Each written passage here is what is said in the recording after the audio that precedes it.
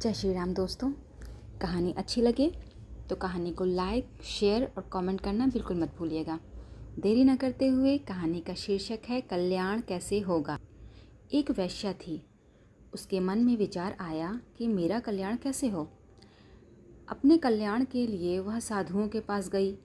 उन्होंने कहा कि तुम साधुओं का संग करो।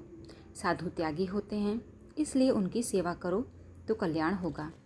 फिर वह ब्राह्मणों के पास गई तो उन्होंने कहा कि साधु तो बनावटी हैं, पर हम जन्म से ब्राह्मण हैं। ब्राह्मण सबका गुरु होता है, अतः तुम ब्राह्मणों की सेवा करो तो कल्याण होगा। इसके बाद वह सन्यासियों के पास गई तो उन्होंने कहा कि सन्यासी सब वर्णों का गुरु होता है, इसलिए उसकी सेवा करने से कल्याण होगा।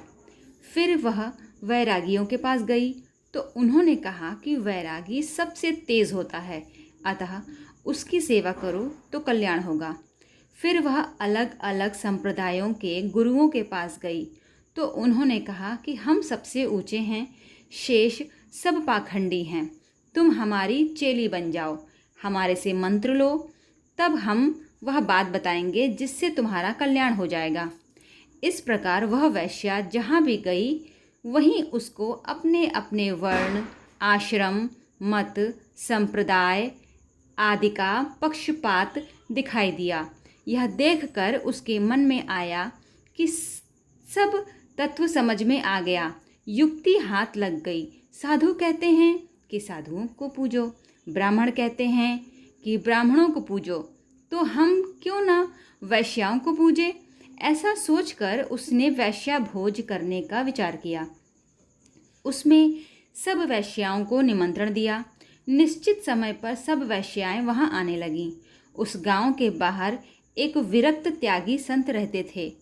उन्होंने देखा तो विचार किया कि आज क्या बात है। जब उनको मालूम हुआ कि आज वैश्या भोज हो रहा है तो वे वैश्या को क्रियात्मक शिक्षा देने के लिए वहां पहुंच गए। रसोई बन रही थी। रसोई बनाने वालों ने पकाए हुए चावलों का पानी नाली में गिराया।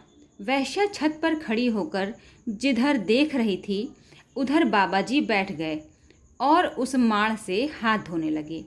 वैश्या ने देखा तो बोली कि बाबाजी, ये आप क्या कर रहे हो।